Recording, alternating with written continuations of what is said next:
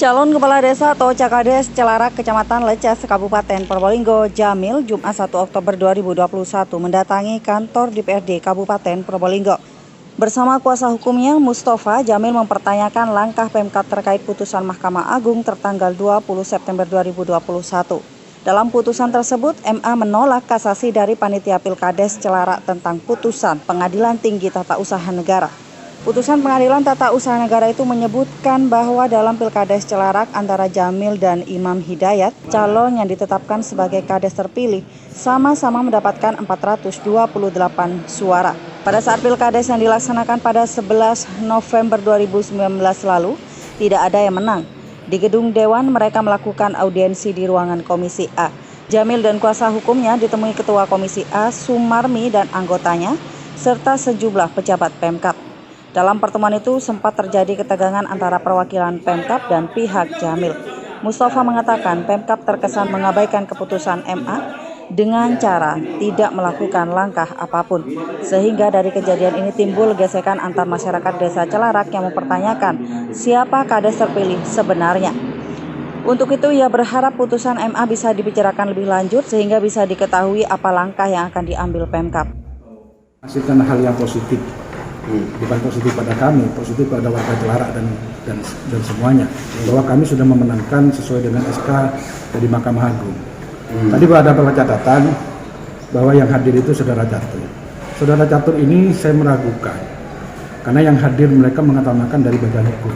Dia juga pengacara atau lawyer dari Imam. Jadi pernyataan dia tadi lebih banyak kepada keberpihakan kepada Saudara Imam. Ini tidak sehat. Bahwa tadi saudara dari DPRD sudah mengatakan lebih baik kita berdiskusi. Harapan saya memang keputusan ini ayo kita bicarakan, bukan hanya berdasarkan hukum saja. Kalau berdasarkan hukum kami menang, harusnya seperti eksekusi gitu loh. Berkaitan dengan tadi sempat menyebut punya masa segala macam.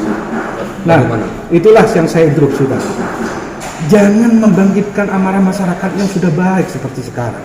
Artinya apa? Masyarakat ini sudah terutama masalah Celarak. Ini hampir 2 tahun, Pak. Kami taat hukum, memproses hukum.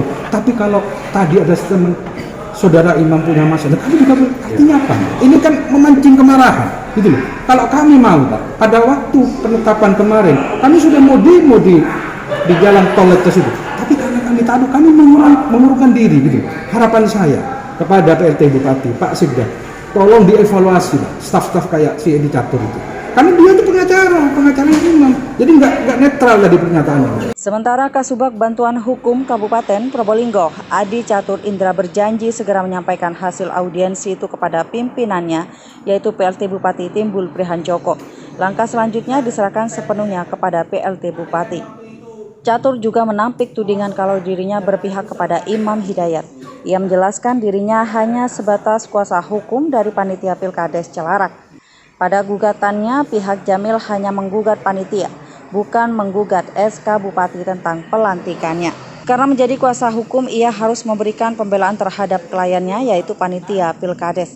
Ia juga mengaku tidak pernah menghalangi apapun yang sudah prosedur dari perundang-undangan. Hasil dari ini yang kami sampaikan kepada pimpinan, yaitu kepada Pak PLT. Seperti apa pesan beliau? Pak, apa benar Pak jenengan juga menjabat sebagai lawyer dari Imam? Jadi kami ini waktu kemarin itu menjadi kuasa hukum dari panitia pemilihan kepala desa. Nah, karena SK Bupati itu tidak digugat, karena SK Bupati itu tidak digugat, ya tidak masuk sebagai pihak. Iya, kepala desa maupun bupati. Karena SK Bupati kan tidak digugat, yang digugat itu hanya SK panitia, sehingga ya kami tidak dapat kuasa dari bupati maupun dari kepala desa. Ini hanya kuasa dari panitia. Tentang dugaan untuk eksekutif yang menghalang-halangi atau memperlambat kasus ini seperti apa tanggapannya? Kita kan kalau kita tidak menghalangi, karena proses hukum ini sudah diatur oleh ketentuan perundang-undangan. Artinya ketika ada pihak yang tidak puas, terhadap keputusan badan publik itu bisa mengajukan ke gugatan ke PT. Dan itu sudah dilakukan. Namun kemarin kita sampaikan memang yang digugat hanya SK panitia. Dan waktu itu di SK poligrafinya nggak masuk. Nah, terkait dengan kita melakukan upaya hukum sampai dengan kasasi ya memang hak. Jadi hak siapapun yang misalkan tidak terima atas putusan bisa mengajukan upaya banding, kasasi. Itu kan sudah prosedur hukumnya seperti itu. Nah, terus kemudian untuk selanjutnya kasasi ya seperti ini. Jadi gugatan kasasinya kan gugatan permohonan kasasi tidak diterima. Nah, selanjutnya seperti apa? Ya kita melihat dari putusan pengadilan tinggi. Jadi nanti untuk selanjutnya seperti apa ya kita sampaikan kepada pimpinan untuk mengambil keputusan gitu ya. Nanti hasil akhirnya ada di pimpinan nanti ya Pak. Hasil ya jelas kan kita memberikan saran pendapat masukan kepada pimpinan termasuk dari forum ini. Begitu ya. Jadi intinya bahwa proses ini tentunya kalau dari sisi secara hukumnya ya memang keluarnya ya seperti itu yang sudah kami sampaikan. Sementara itu, anggota Komisi A Didik Humaydi yang memimpin audiensi mengatakan kalau pihaknya hanya memfasilitasi. Pihaknya juga akan menunggu langkah eksekutif yang masih perlu melakukan diskusi dengan pimpinan Pemkab.